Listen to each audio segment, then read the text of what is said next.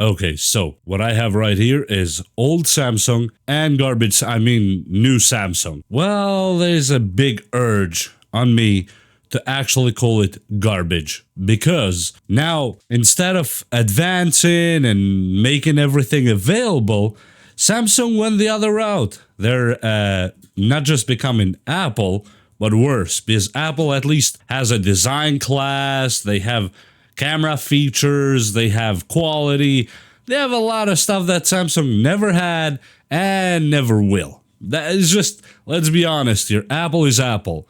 Nobody is Apple. I'm not an Apple user, but I gotta say what they have. And what they have is absolutely the best in design and extra media features that Samsung will never execute that way. But now, why I'm pissed at Samsung is one thing. Yes, this is my broken Note 20.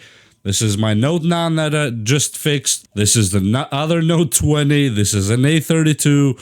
This is a tablet Samsung. This is Samsung EarPods. I have more Samsung stuff. And let me just go here at the settings really quick. We are at developer options. And can anybody tell me what is missing here? There should be something right there. Yeah, the OEM unlock should be right there. And it's the exact same for all of them. That's the Note 20. Yep, no OEM unlock. Let's say the A32. Yep, the same exact thing. No OEM unlock at all in any of them. And the same goes for the tablet. Let me go to the tablet. Developer options. Yep, as you see, no OEM unlock. Why is OEM a good thing or such a big deal to me? Because with OEM unlocking or bootloader unlock or whatever the hell you want to call it, you can install other operating systems when these devices get too old to pull their own pants.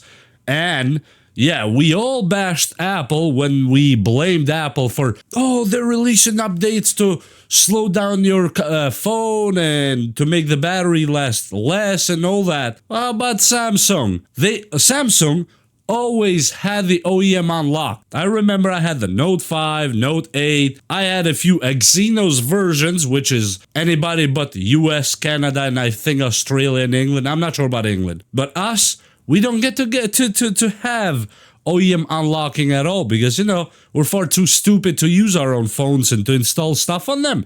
So Samsung has to tell us what we get through the carriers, of course, because Samsung has to lower its standards because somebody told them so. You know, that there's one way to play the game.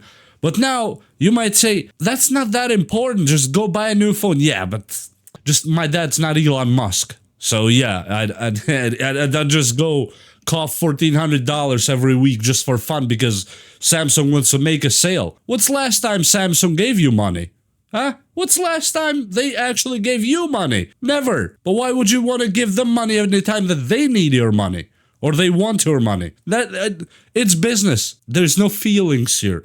It's transactional. If they don't do what I want and what I need, I just don't buy them anymore. Yes, these will be truly my last Samsung devices I ever own. And I'm not joking. I will never buy another Samsung again unless it has the OEM unlock feature. Because let me show you what that OEM does just in case you're not aware of it. Oh, come on. Here, I have 3 kind of obsolete phones. Okay, let me get rid of these Samsungs. They're quite garbage. Let me put the garbage away real quick. Now, not to say that Motorola hasn't become semi-garbage themselves recently. Yeah, if you know, you know. First Motorola, right here, running Lineage OS. Second Motorola, running perfectly beautiful on Lineage OS. Well, how about this way older than these two Motorola? These Motorola's, they used to give these for free at Metro PCS. I'm not even joking. They used to give these for free, almost like it's candy. They work flawless. Look at that. Super old Motorola, but Lineage OS makes it possible for them to actually be relevant. You can put a SIM card on them right now and use them without a problem because it works. And here I have the Motorola XT926, old as dirt, running Cyanogen OS. Imagine this phone can still run right now. If I put a SIM card on it, will run like it was brand new from the box. Because you are still allowed, if you have one of these, to have OEM unlocking or bootloader unlock. That's what Samsung locked. And that's why people are buying Google Pixel. As much as you can talk against Google and all that, when it comes to Google Pixel, you can install whatever you want as operating system. You don't need to go pray to Samsung gods. Hopefully they will let you use your own device. Because heavens forbid you unlock that OEM and you install something and you use that Note 9 and all these old phones maybe 10 months more or 5 months more. God forbid. Oh, no, no, no, no. You either use it new or you buy it new. There's no other solutions with Samsung. And it's unfortunate because I used to like Samsung. I really used to like them. And now I don't. I would rather use one of these Samsungs right here, no joke, than any of these garbages you see right here. Because that's what these are. They become obsolete. There's no more updates. They just start becoming laggy. Extremely laggy. That is the problem. If they still kept working good, I really don't care about the security updates for how much I use a phone. But the problem is that they become laggy. So you tell me if Apple was the evil here with the updates slowing down your phone and crippling your battery, or is it Samsung doing exactly 100% the same thing? Tell me who is better here, because we all bashed Apple. We were so ready to jump on Apple's throat. But why don't we jump on Samsung too? I mean, what makes them better than Apple? Actually, nothing. They used to be good. Now they're complete low as dirt. So yeah, that's just my little rant here about why I will never buy another Samsung. And I'm talking about even Samsung products at all. Seriously, they started making the fridges now.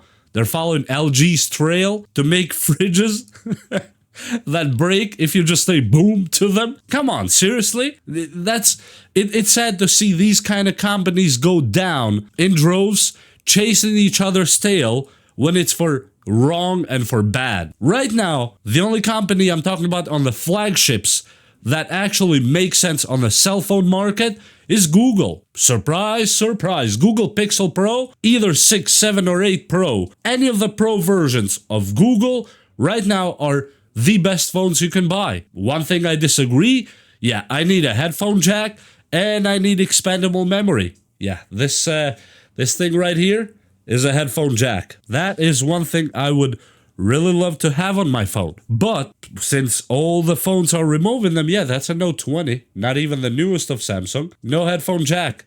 They already removed it. So what's the point of me buying a new Samsung S24 or 24 million or whatever they come up with weird numbers? Why not just buy I don't know, probably a used Pixel 8 Pro, 7 Pro, or 6 Pro, install Lineage OS on it, and look, it's a beautiful, beautiful operating system. And this is not the only one. There's Calyx and there's all other types of ROMs that you can install on phones that will allow you to use your own phone. Not Samsung. Samsung, no, you don't use your own phone. At least if you're in America, Canada, and I believe Australia at least, you cannot use that. Yeah. Thank you, Samsung. Thank you for kicking me out. And I think you did me a favor. I'm going to save a lot of money, actually. I'll buy a used 7 Pro from Google, and I'll give myself a big thanks for saving me from the headache.